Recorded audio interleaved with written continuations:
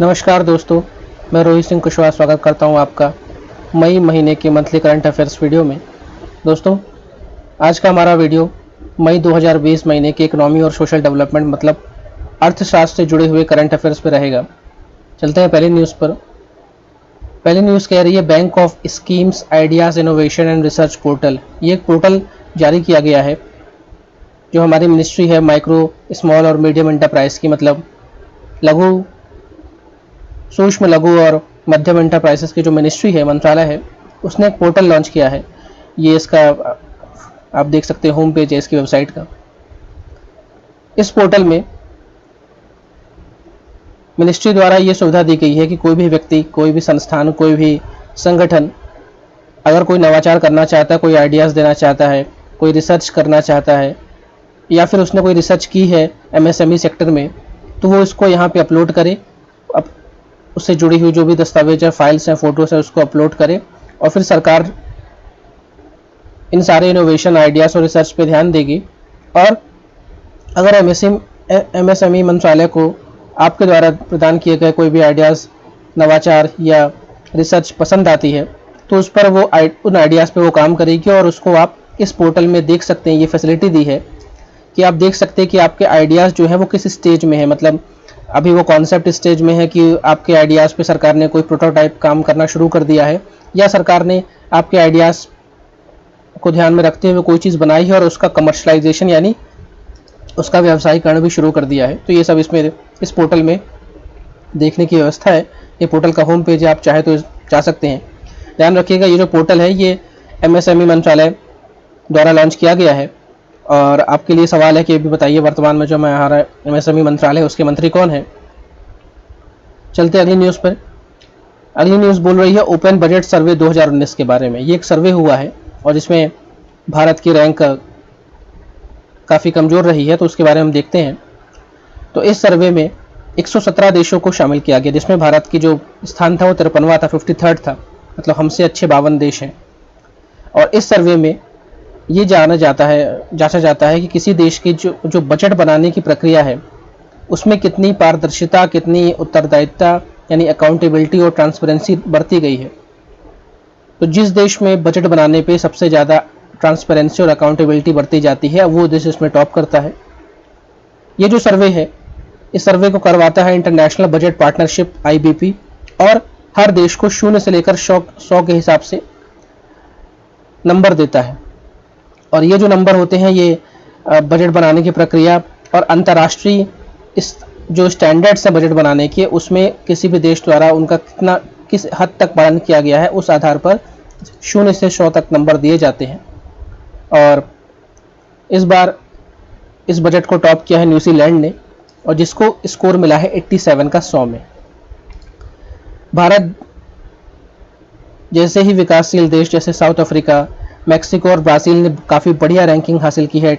South Africa को 87 score मिला है, मैक्सिको को 82 स्कोर मिला है, ब्राज़ील को 81 स्कोर मिला है। हमें चाइना से तुलना नहीं करनी क्योंकि चाइना कम्युनिस्ट देश है और वहाँ पे ट्रांसपेरेंसी बिल्कुल भी नहीं है। अब भारत की बात करते हैं तो भारत का जो स्कोर है वो 100 में से 49 मार्क्स है, और जो ग्लोबल एवरेज है वो 45 मार्क्स है, मतलब हम बिल्कुल पासिंग मार्क्स हमको मिले हैं। अब भारत के लिए कुछ सुझाव दिए गए हैं किस तरह हम ये IBP की जो सर्वे है इसमें हम और मार्क्स ला सकते हैं और अच्छा हमारा बजट बनाने का जो तरीका है, प्रक्रिया है, वो सुधर सकती है। तो इसके लिए कुछ सुझाव दिए गए हैं। उसमें पहला सुझाव है कि इनहेंसिंग पब्लिक पार्टिसिपेशन, मतलब ज़्यादा से ज़्यादा जनता का आप इसमें सहयोग लें और जनता की बातों को बजट में समावेशित करें। बजट बनाते समय ये ध्यान रखें जनता का मिजाज क्या है, जनता का मूड क्या है और देश की ज़रूरत क्या है। साथ में जनता द्वारा दिए गए जो भी पार्टिसिपेशन उसको प्रायोरिटी बेसिस पे बजट में शामिल करना चाहिए। अभी हम देखते हैं कि जो बजट बनने की प्रक्रिया है काफ़ी, उसमें बिल्कुल भी एक तरह से हम कह सकते हैं ट्रांसपेरेंसी नहीं है।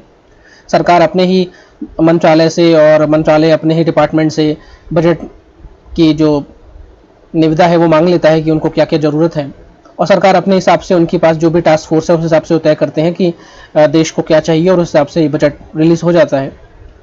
आपके लिए दूसरा सवाल ये कि आप बताइए कि किस साल रेल बजट और आम बजट को एक कर दिया गया है, क्योंकि हम देख रहे थे कि पिछले कुछ सालों पहले तक रेल बजट पहले आता था, उसके बाद आम बजट आता था। तो अब जैसा कि आप जानते हैं कि एक ही बजट सत्र होता है और उसमें रेल और आम बजट सब साथ होते हैं। तो आप बताइएगा किस वर्ष रेल बजट और आम बजट को एक साथ कर दिया गया।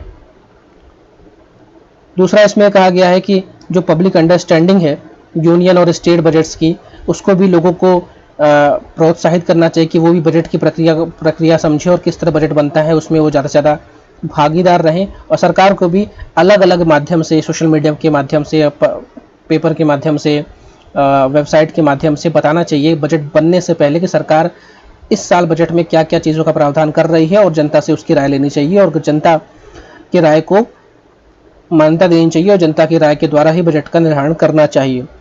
ये कहता है ओपन बजट सर्वे, जिसमें हमारा मार्क्स आया है 49। अब बात करते हैं ये जो संस्था इंटरनेशनल बजट पार्टनरशिप की इसके बारे में।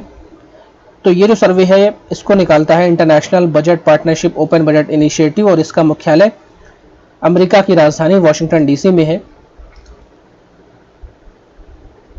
अब चलते हैं अपनी अगली न्यूज़ पे। One nation one ration card, एक राष्ट्र एक राशन कार्ड का जो प्लान है, इस बार जो हमारा 20 लाख करोड़ का आर्थिक पैकेज अनाउंस हुआ उसमें सरकार ने कहा कि हम एक राष्ट्र एक राशन कार्ड लाएंगे। और जबकि ये योजना 1 साल पुरानी है, तो इस योजना में सरकार द्वारा ये अप्रूवल दिया गया है कि हम 5 नए राज्यों को इसमें शामिल कर रहे हैं एक नेशनल क्लस्टर में, जिनके नाम है उत्तर प्रदेश, बिहार, पंजाब, हिमाचल प्रदेश, दादरा नगर हवेली और दमन एंड दीव। जबकि 12 राज्यों ने पहले सहमति जता दी है कि हम एक राष्ट्र एक राशन कार्ड में शामिल हैं, जिनके नाम है आंध्र प्रदेश, गोवा, गुजरात, हरियाणा, झारखंड, केरला, कर्नाटका, मध्य प्रदेश, महाराष्ट्र, राजस्थान, तेलंगाना और त्रिपुरा। अब ये है क्या, ये देख लेते हैं। तो जैसा कि आप सभी जानते हैं, जो राशन कार्ड होता है इससे राशन मिलता है, नाम में ही है राशन कार्ड। तो जो राशन होता है ये हमें पब्लिक डिस्ट्रीब्यूशन सिस्टम, जो हमारी पीडीएस की दुकानें होती हैं, सार्वजनिक खाद्य वितरण प्रणाली की दुकानें, वहाँ से हमें मिलता है।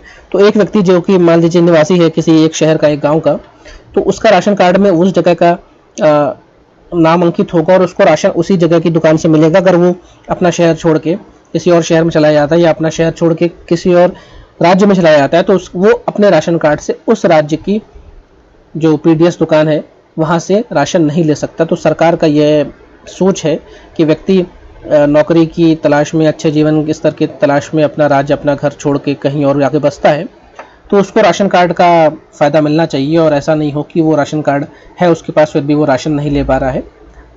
इस योजना के लाने से पहले भी कई राज्यों के बीच में ये पोर्टेबिलिटी थी। जैसे आंध्र प्रदेश और तेलंगाना के बीच में पोर्टेबिलिटी थी कि आंध्र प्रदेश का कोई निवासी तेलंगाना में अगर रह रहा है तो वो वहाँ से राशन ले सकता है। गुजरात और महाराष्ट्र के बीच में ये सुविधा पहले से थी। हरियाणा, राजस्थान के बीच में ये सुविधा पहले से चल रही थी। अब आंध्र प्रदेश तेलंगाना पहले एक राज्य थे। 2 जून 2014 को आंध्र प्रदेश से तेलंगाना अलग हो गया। गुजरात और महाराष्ट्र पहले एक राज्य थे, उनका नाम था बॉम्बे स्टेट, और 1960 में गुजरात और महाराष्ट्र अलग हो गए। हरियाणा और राजस्थान पड़ोसी राज्य हैं, इसलिए ये सुविधा बेसिकली चालू थी। अब इस योजना में कहा गया है कि सरकार का ये मोटो है, ये ऑब्जेक्टिव है कि कोई भी व्यक्ति भूखा ना सोए और हर व्यक्ति को खाने की या खाद्य की सुरक्षा मुहैया हो। और इसके लिए सन 2013 में हमने नेशनल फूड सिक्योरिटी एक्ट भी पास किया था, राष्ट्रीय खाद्य सुरक्षा कानून, जिसके तहत हमने ये तय किया है कि हमारे देश में कोई भी व्यक्ति भूखा नहीं सोएगा। तो यही सारा इसका ऑब्जेक्टिव है। और दूसरा इसमें यह है कि अगर हम एक देश एक राशन कार्ड की जो स्कीम है वो पूरे देश में लॉन्च कर देते हैं, तो इससे हमें जो फर्जी राशन कार्ड बने हैं या फिर एक व्यक्ति के पास 2 राशन कार्ड है, इन सब चीज़ों से छुटकारा मिलेगा। और जो फ्रॉड फर्जी राशन कार्ड बने हैं उनको बारे में पता चल जाएगा। अब बात कर लेते हैं सरकार की और योजनाओं के बारे में जो कि फूड सिक्योरिटी से जुड़ी हुई है। तो पहली योजना का नाम है national food security mission, NFSM। ये जो मिशन है ये 2007 में लॉन्च हुआ था और ये सेंट्रली स्पॉन्सर्ड स्कीम है। इस स्कीम के तहत चावल, दाल, गेहूं, सीरियल्स, कमर्शियल क्रॉप्स, व्यावसायिक जो फसल हैं, इनके उत्पादन पे जोर दिया जा रहा है। और इनके उत्पादन, और जो इनका फैलाव है उसको और बेहतर कैसे किया जाए, इस स्कीम का ये मुख्य लक्ष्य है। साथ में ही हम अपनी मिट्टी से ज़्यादा फसल कैसे लें, और ज़्यादा से ज़्यादा फसल लेने के बावजूद भी हमारे मिट्टी की जो फर्टिलिटी है वो कैसे बढ़ती रहे, उसकी प्रोडक्टिविटी कैसे बढ़ती रहे, किसी किसान के पास जो खेत है उसका जो उपज की क्षमता है वो कैसे बढ़ती रहे, ये सारी चीज़ इस मिशन के तहत सरकार द्वारा चलाई जा रही है। अगली जो योजना चल रही है उसका नाम है राष्ट्रीय कृषि विकास योजना। ये भी सन 2007 में शुरू हुई थी और इस योजना के तहत जो राज्य है, जो जिले हैं, वो खुद तय कर सकते हैं कि उनके राज्य में, उनके ज़िले में किस प्रकार की मिट्टी है और उस मिट्टी में वो किस प्रकार की फसल लेना चाहते हैं। बस इसमें इस बात का ध्यान रखना है कि हम जो भी फसल लें उस फसल की पैदावार अच्छी हो, उस फसल का जो अनाज हो वो अच्छी गुणवत्ता क्वालिटी का हो और उससे उस फसल से जुड़ा हुआ जो किसान है उसकी आय में वृद्धि हो। ये इस योजना का मुख्य उद्देश्य है और ये भी सेंट्रली स्पॉन्सर्ड स्कीम है और सरकार द्वारा फंडेड है। इस स्कीम में सरकार ने एक जैसे एड ऑन किया है और अब इस स्कीम का या इस योजना का नाम हो गया है RKVY रफ्तार। अब RKVY का नाम तो हमने देख लिया, राष्ट्रीय कृषि विकास योजना। अब ये रफ्तार का फुल फॉर्म क्या है, ये आप लोग एक दो बार इसको जरूर पढ़िएगा क्योंकि एग्जाम में आएगा और आपसे ये रफ्तार का फुल फॉर्म पूछेगा और हम इसमें जरूर कंफ्यूज हो सकते हैं। तो इसका फुल फॉर्म है रफ्तार का remunerative approaches for agriculture and allied sector rejuvenation. Simple भाषा में कहूँ तो खेती और उससे जुड़े हुए जो भी क्षेत्र हैं उसमें व्यक्ति हमें ऐसी अप्रोचेस, ऐसे दृष्टिकोण का उपयोग करना है जिससे उस क्षेत्र में जुड़ा हुआ जो व्यक्ति है उसको हर तरह से, हर संभव उसको लाभ मिले। और ये जो योजना है RKVY रफ्तार, इस योजना का जो टाइम पीरियड है 2017 से शुरू हुई थी 2020 तक के लिए, 3 वर्षों के लिए। और इस योजना में एक बात और है कि फसल लेने से पहले और फसल कटने के बाद भी जो इंफ्रास्ट्रक्चर है, जो मूलभूत जिसे कहते हैं आधारभूत संरचना है, उसके निर्माण में भी ये योजना काफ़ी किफ़ायती साबित हुई है क्योंकि इसका नाम ही है रफ्तार। रफ्तार मतलब होता है स्पीड। तो जो भी उस खेती किसानी से जुड़ा हुआ व्यक्ति है उसके पास जो भी अपनी गुणवत्ता बढ़ाने के अवसर थे उसमें एक तरह की रफ्तार देने का काम कर रही है ये योजना। तो RKVY की बात आए तो 2007 में शुरू हुई, RKVY रफ्तार की बात की जाए तो 2017 में शुरू हुई, 10 साल बाद। अगली जो इसके एक्ट है उसके बारे में बात करते हैं, नेशनल फूड सिक्योरिटी एक्ट यानी राष्ट्रीय खाद्य सुरक्षा कानून 2013। और इसके तहत सरकार द्वारा ये एक तरह से गारंटीड कर दिया गया कि हमारे देश में हर व्यक्ति को खाना, वो भी पौष्टिक युक्त खाना, उसके जीवन चक्र में उसको मिलता रहेगा और कोई भी व्यक्ति भूख के कारण या जिसे कहते हैं कि कम भोजन के कारण, कुपोषण के कारण अपनी जान नहीं गंवाएगा, मृत्यु नहीं होगी उसको।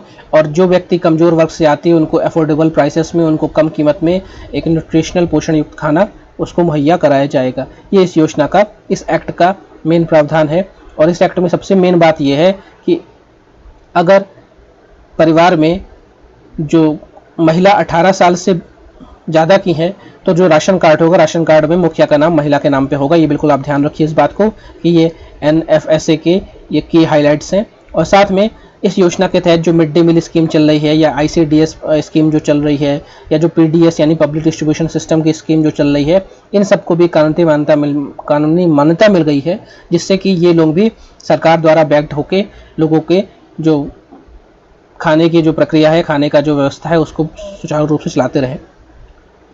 अब बात करते हैं, ये जो हमने पूरे खाने की बात की है तो सस्टेनेबल डेवलपमेंट गोल्स यानी सतत विकास लक्ष्य जो कि यूनाइटेड नेशंस के द्वारा 17 गोल्स को चिन्हित किया गया है और हमारा दुनिया का लक्ष्य है कि 2030 तक हम ये 17 जो लक्ष्य हैं उनको प्राप्त कर लें। उसमें जो गोल नंबर दूसरा है, लक्ष्य नंबर दूसरा, वो कहता है and hunger, achieves food security and improve nutrition and promotes sustainable agriculture. तो जो हमारा लक्ष्य नंबर दूसरा कहता है कि भुखमरी को ख़त्म करना है और खाद्य सुरक्षा को हमें अचीव करना है, साथ में ऐसा भोजन प्राप्त करना है जो कि पोषण युक्त हो, साथ में हमारी जो कृषि है वो भी फलती फूलती रहे। ये हमारा गोल नंबर सेकंड कहता है। UPSC के लिए इस पैराग्राफ में सबसे इम्पोर्टेंट बात यह है कि SDG 2 किस पर बेस्ड है। अब चलते हैं कंसोल बॉन्ड के ऊपर। ये हमारी अगली न्यूज़ है। कंसोल बॉन्ड होते क्या हैं? तो कंसोल बॉन्ड क्यों निकाले गए? क्योंकि अभी जानते हैं आप पेंडेमिक है, कोविड-19 फैला हुआ है और देश दुनिया की जो अर्थव्यवस्था पूरी तरह चरमरा गई है। इसको देखते हुए कंसोल बॉन्ड निकाला गया है। कंसोल बॉन्ड एक तरह के परपेचुअल बॉन्ड के रूप में होता है और परपेचुअल बॉन्ड एक ऐसा बॉन्ड होता है जिसकी कोई मैच्योरिटी डेट नहीं होती है जैसा कि आम बॉन्ड होता है, आप खरीदते हैं, उसमें लिखा रहता है कि 10 साल तक आपको इतना ब्याज देंगे और 10 साल बाद आपको ब्याज सहित मूलधन भी वापस हो जाएगा। लेकिन ये जो कंसोल बॉन्ड है, ये इस पैंडेमिक में सरकार द्वारा निकाला गया है और इसकी कोई मैच्योरिटी डेट नहीं है, लेकिन फिर भी एक लॉक इन पीरियड है जो कि 5 साल का, मतलब 5 साल बाद आप चाहे तो इस बॉन्ड को सरकार को बेचकर अपना पैसा वापस ले सकते हैं, जो भी सरकार द्वारा उस टाइम रेट फिक्स होगा, क्योंकि ये इसमें जो लिक्विडिटी रिस्क है और इंटरेस्ट रेट रिस्क है, क्रेडिट रिस्क है, जो ये मार्केट ड्रिवन बॉन्ड है, तो जो भी उस टाइम पैसा बनेगा वो सरकार आपको वापस कर देगी। और ये इसलिए जरूरी कि सरकार के पास अभी हाथ तंग है, पैसे कम है, इसलिए सरकार चाह रही है कि हम एक बॉन्ड निकाल दें, कंसोल बॉन्ड, और लोगों से पैसा रेस करें कम से कम 5 साल के लिए। तो कंसोल बॉन्ड की कोई मैच्योरिटी डेट नहीं होती है, लेकिन फिर भी एक लॉक इन पीरियड है 5 साल का, मतलब 5 साल से पहले आप इस बॉन्ड को भुना या भजा नहीं सकते हैं। अगली न्यूज़ में चलते थे। Energy efficiency initiative by bureau of energy efficiency, BEE के द्वारा एक एनर्जी एफिशिएंसी इनिशिएटिव लॉन्च किया गया है। अब ये देखते हैं क्या है इनिशिएटिव। तो जो हमारे मिनिस्ट्री ऑफ पावर है, ऊर्जा मंत्रालय, उसने एक रिपोर्ट रिलीज की जिसका नाम था impact of energy efficiency measures for the year of 2019, और ये इस रिपोर्ट को लॉन्च किया इन्होंने वीडियो कॉन्फ्रेंस के द्वारा, क्योंकि पैंडेमिक है, लॉकडाउन चल रहा है, तो कोई भी फिजिकली बैठक तो हो नहीं रही है। अब इस रिपोर्ट में क्या बात थी ये देख लेते हैं। ये पता चल गया कि रिपोर्ट आई है, ये पता चल गया इस मिनिस्ट्री ने लॉन्च किया है। अब ये पता करते हैं इस रिपोर्ट में कहा क्या गया है।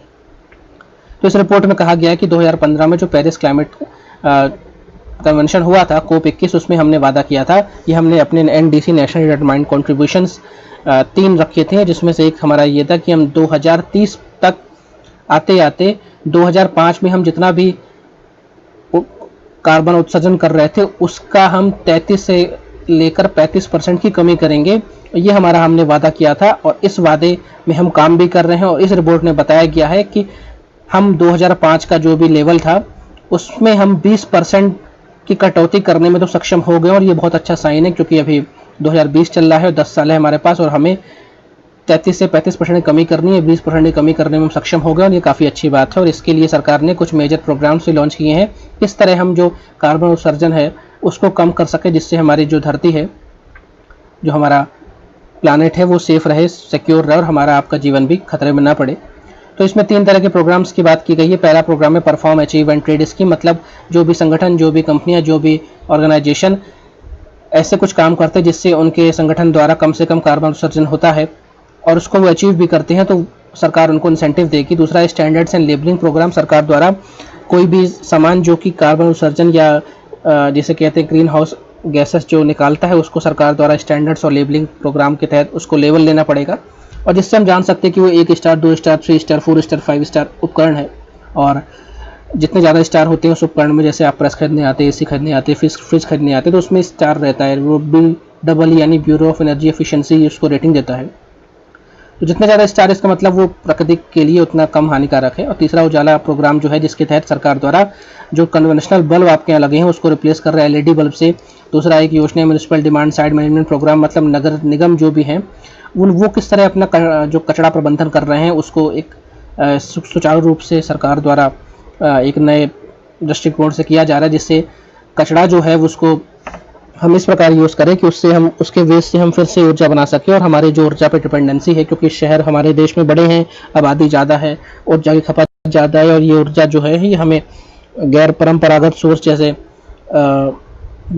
सोर्स जैसे कोयला या फिर हम हाइडल से लेते हैं, और जिससे पर्यावरण को नुकसान होता है। और ग्लोबल जो गैस है वो है ग्रीन हाउस गैसेस, उनका भी निस्तारण काफ़ी ज़्यादा होता है।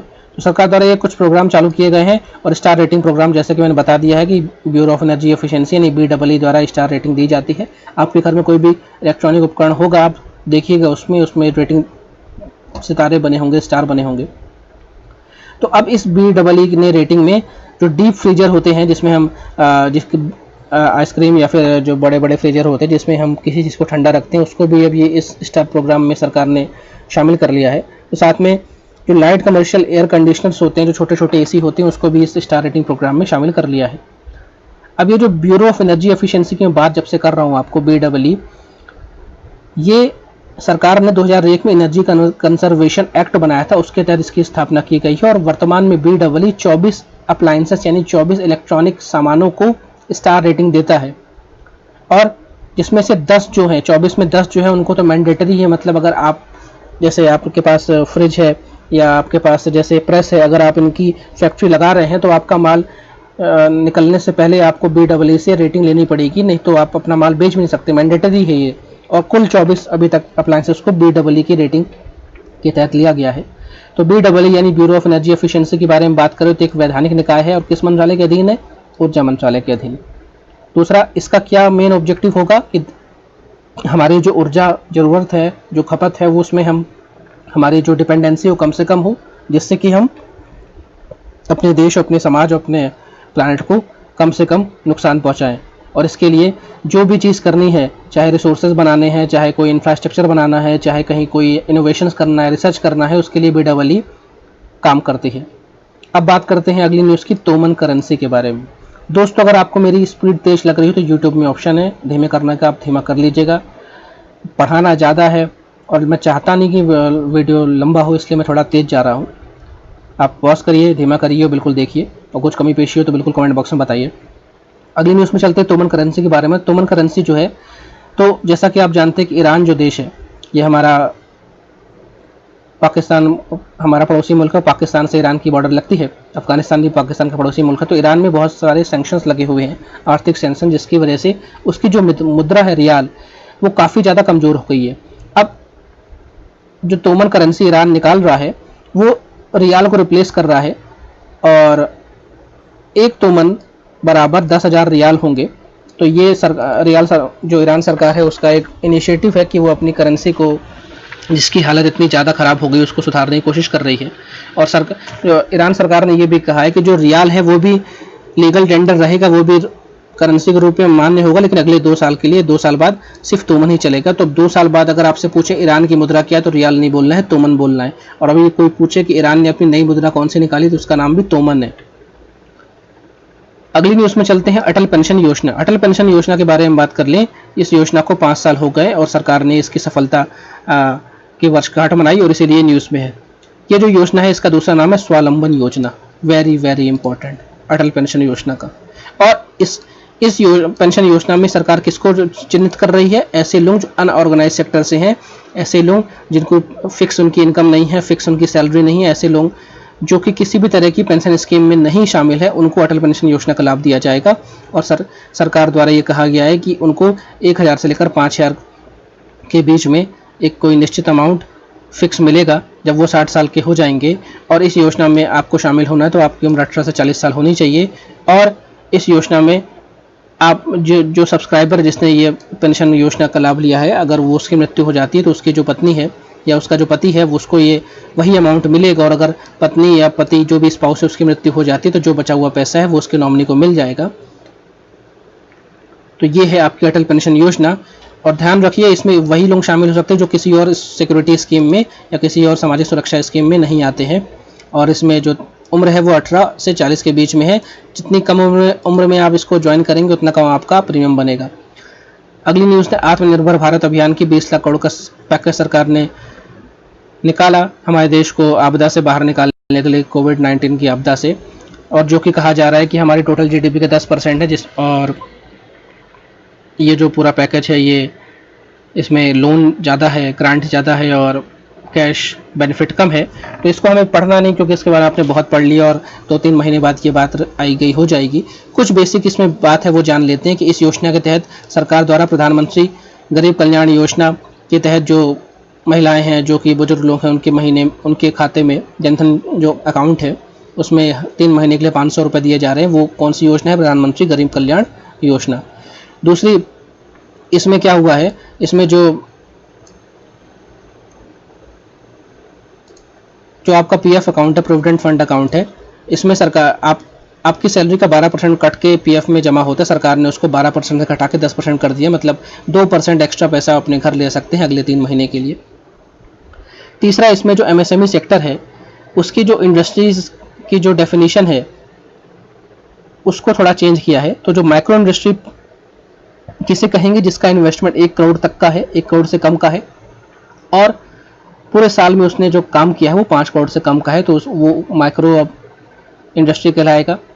स्मॉल में क्या है? जिसका इन्वेस्टमेंट जिसकी लागत इंडस्ट्री लगाने में 1 से 10 करोड़ के बीच में, उसका टर्नओवर 5 से 50 करोड़ के बीच में, वो स्मॉल इंडस्ट्री कहलाएगी। और मीडियम वो कहलाएगी जिसकी लागत, इसका पूरा कामकाज खर्चा 10 से 20 करोड़ का है और उसने धंधा किया है 50 से 100 करोड़ का। ये डेफिनेशन चेंज की है, ये क्राइटेरिया आपको थोड़ा याद रखना पड़ेगा।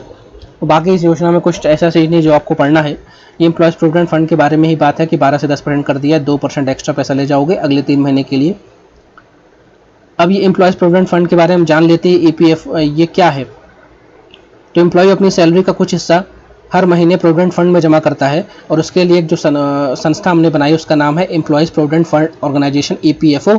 यूपीएससी ईपीएफओ का एग्ज़ाम लेता है। अभी 4 अक्टूबर को एग्ज़ाम होना था 2020 में, लेकिन अब 4 अक्टूबर को यूपीएससी प्रीलिम्स हो रहा है। तो ईपीएफओ की जो स्थापना है वो employees provident fund and miscellaneous provision act 1952 के तहत की गई है। और ये किस मंत्रालय के अधीन आता है? Ministry of labour and employment. ये आपको 2-3 बातें बस याद रखनी है। चलते हैं आगे। अगली न्यूज़ कहती है कि कॉयर जियो टेक्सटाइल्स को परमिशन मिल गई है रूरल रोड कंस्ट्रक्शन के लिए।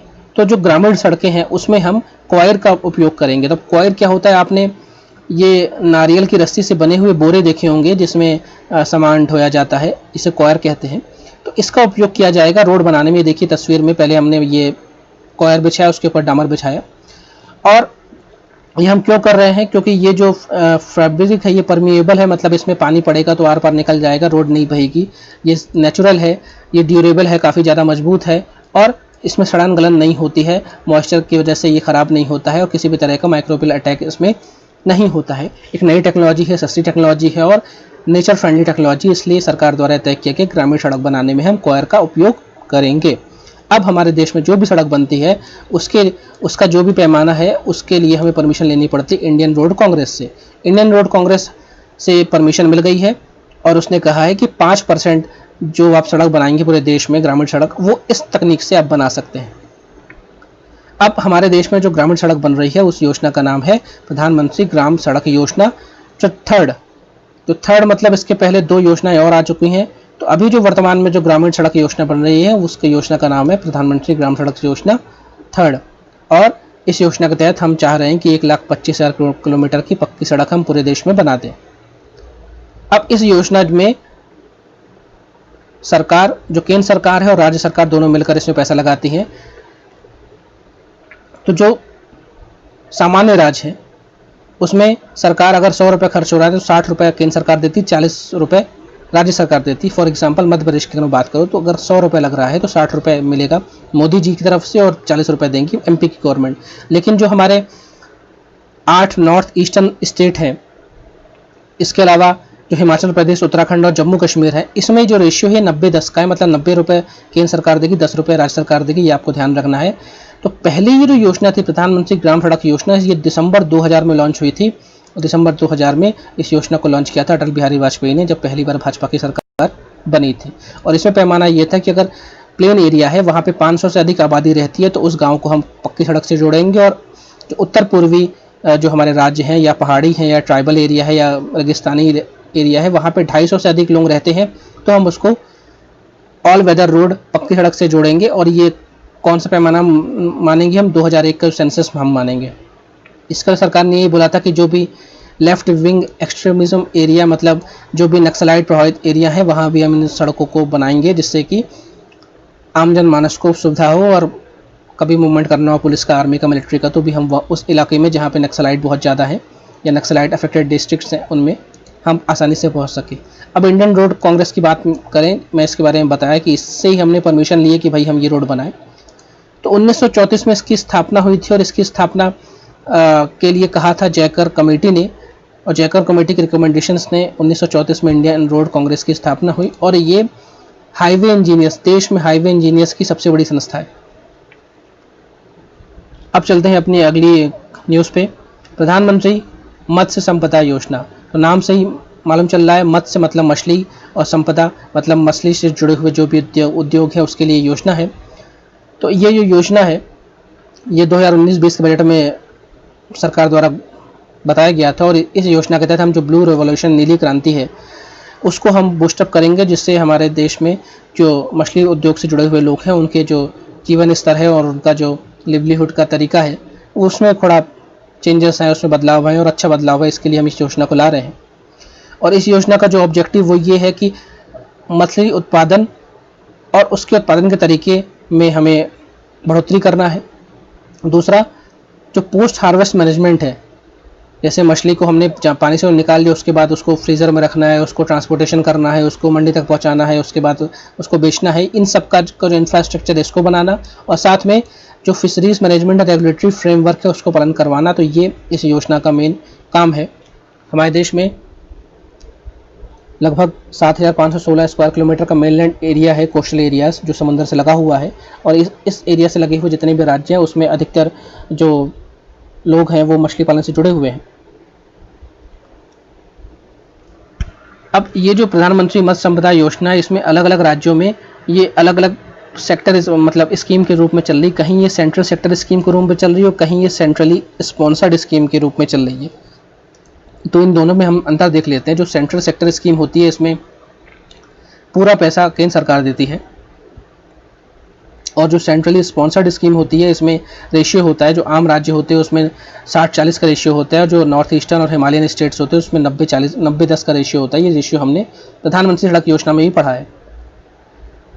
तो इसके जो ऑब्जेक्टिव हैं, एम्स मैंने आपको बता दी, यही सब इसमें लिखा है। अब चलते हैं अपनी अगली न्यूज़ में।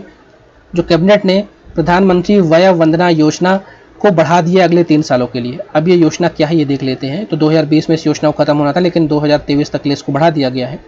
इस योजना में ये है कि जो बुजुर्ग लोग हैं, जो 60 साल से ऊपर के लोग हैं, उनको अगर अपना पैसा बढ़ाना है या उसमें ब्याज लेना है, तो सरकार द्वारा तय किया गया था। उनको एक फिक्स राशि जो 7.40% प्रति वर्ष का ब्याज उनको मिलेगा, और सरकार ने इसको बढ़ा के 7.75% का ब्याज कर दिया। और ये जो आपका नॉर्मल एफडी रेट है या फिर जो सेविंग रेट है उससे काफ़ी ज़्यादा है।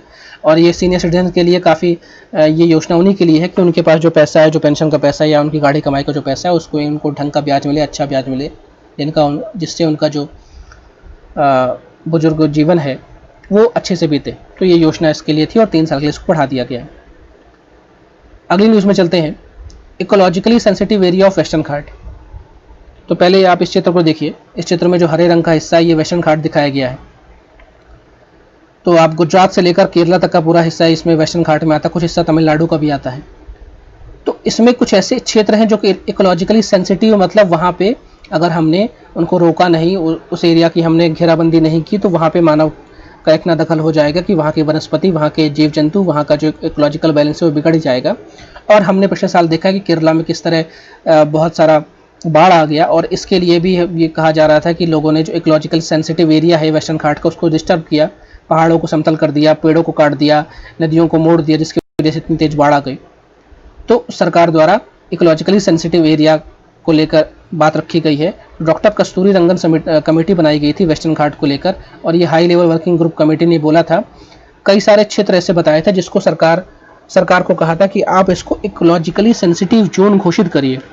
और उसमें उन्होंने केरला, कर्नाटक, गोवा, महाराष्ट्र, गुजरात, तमिलनाडु आदि राज्यों के एरियाज को नोटिफाई किया था। अब सरकार ने उनकी सिफारिश को मान लिया है, क्योंकि हमने पिछले साल केरला में जो बाढ़ देखी, इसके पहले ये कमेटी गठित हो गई थी, और अगर हमने उसी टाइम कस्तूरी रंगन जी की बात मान ली होती तो शायद केरला में इतनी बुरी बाढ़ नहीं आती, लेकिन फिर भी आई और सरकार की आंखें खुली। अब इसलिए अब उनके द्वारा जो कमेटी ने इकोलॉजिकल सेंसिटिव एरियाज़ की बात कही थी उसको सरकार द्वारा नोटिफाई किया जा रहा है, और इसका काम करेगी ministry of environment, forest and climate change, जो हमारा वन मंत्रालय है वो इसको देखेगा।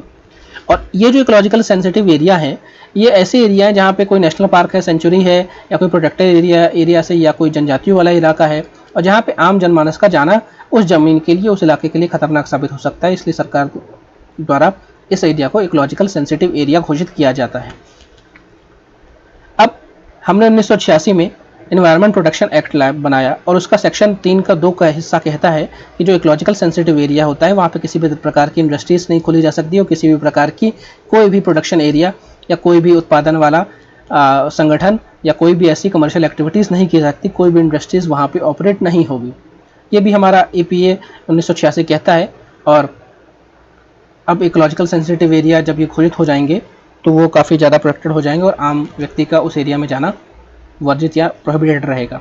अगली न्यूज़ में चलते हैं, emergency credit line guarantee scheme. इस स्कीम में ये है कि कोरोना वायरस यानी कोविड-19 की वजह से देश में लॉकडाउन है और जो एमएसएमई सेक्टर है, इस सेक्टर के ऐसे लोग जिन्होंने कर्जा लिया है, बैंक से कर्ज लिया है, और ऐसे लोग जिनका बैंक पे 25 करोड़ तक बकाया है और उनका टर्नओवर, उनकी कंपनी का टर्नओवर 100 करोड़ या उससे ज़्यादा है, तो सरकार द्वारा उनको कुछ रियायत दी जाएगी। और यही कहा गया है emergency credit line guarantee scheme. तो अगर एक लाइन में बोलूँ तो अगर आपसे सवाल आता है कि ये स्कीम किस मंत्रालय द्वारा लाई गई है, तो एमएसएमई जो मिनिस्ट्री है वो लाया है। इस स्कीम में क्या जा रहा है, इस स्कीम में जो बैंकों द्वारा लोन दिया गया है उसको चुकाने की जो मियाद है, जो उसकी टेन्योर है, उसको थोड़ा ईज किया जा रहा है, सॉफ्टन किया जा रहा है। अगली न्यूज़ में चलते हैं। काफ़ी इंपॉर्टेंट है ये न्यूज़ कि second addendum on protocol on inland water transit and trade between India and Bangladesh 2020। आम भाषा में कहूँ तो भारत और बांग्लादेश के बीच में, जैसा आप जानते हैं कि बांग्लादेश पहले पूर्वी पाकिस्तान था। 1971 में भारत की सहायता से बांग्लादेश आज़ाद हुआ और बांग्लादेश से हमारे अधिकतर, अगर मैं आपसे कहूँ कौन से देश से सबसे ज़्यादा हमारे राज्य सीमा लगाते हैं, वो है बांग्लादेश, और सबसे बड़ी जो सीमा भी लगती है वो बांग्लादेश के साथ लगती है। तो कई सारी ऐसी नदियाँ जो भारत से निकलती है बांग्लादेश जाती हैं, और कई सारी छोटी ऐसी नदियाँ हैं जो कि हमारी बड़ी नदियों की सहायक नदियाँ भी हैं। तो हमारे और बांग्लादेश के बीच में जो इनलैंड वाटरवे है, जो अंतर्राज्यीय जो जल वे है यानी रास्ता है, वो काफ़ी ज़्यादा सघन और गहन है, और इसके लिए हम समय समय पर उसके साथ कुछ अनुबंध या प्रोटोकॉल करते हैं, जिससे इस नदियों में, ऐसी नदियाँ जो कि भारत और बांग्लादेश के बीच में बह रही हैं, उनमें सफ़र करना, उसमें व्यापार करना, उसमें अपने जहाज़ ले जाना आसान है। और बांग्लादेश के जहाज़ अगर हमारी नदियों में चल रहे हैं तो उनको वहाँ पे रुकना, वहाँ पे फ्यूल भराना, वहाँ पे सामान अनलोड लोड करना, इन सब की सुविधा दी जाती है। तो इसी के लिए second addendum on protocol sign किया गया है, और इस प्रोटोकॉल के तहत जो इंडो बांग्लादेश प्रोटोकॉल रूट्स हैं, जो ऐसे रास्ते हैं जिसके जो इस प्रोटोकॉल के तहत आए हैं, वो पहले 8 थे, अब 10 कर दिए गए, 2 नई लोकेशन जोड़ दी गई हैं। और इनको मैं समझाता हूँ, आप इस मैप को देखिए।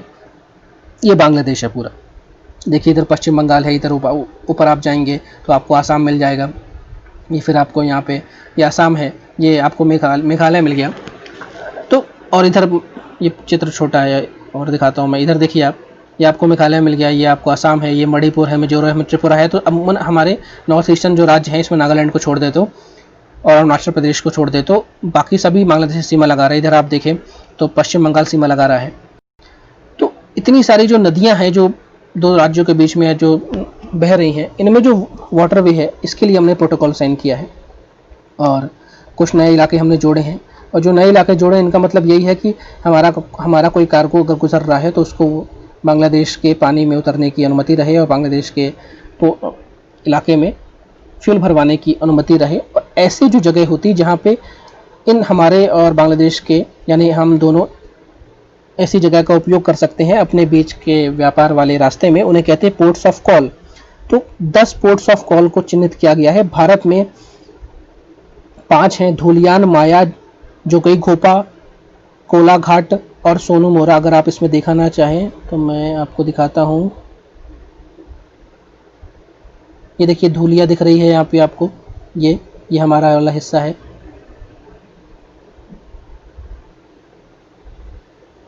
तो और इसमें देखते हैं बांग्लादेश के हैं राजशाही, सुल्तानगंज, चिलमारी, दाऊदकंदी, बहादुराबाद। अब आप देखिए इसमें तो ये बहादुराबाद दिख रहा है आपको, राजशाही दिख रहा है। इसका मतलब अगर भारत का कोई जहाज राजशाही पहुंचता है तो इसको यहाँ पे रुकने की, पेट्रोल भराने की, फ्यूल भरने की अनुमति रहेगी बहादुराबाद में पहुंचने, क्योंकि हमारा जो कार्गो है वो यहाँ से कहाँ जा रहा, गुवाहाटी जा रहा। तो बीच में हमने बांग्लादेश की नदियों का उपयोग किया।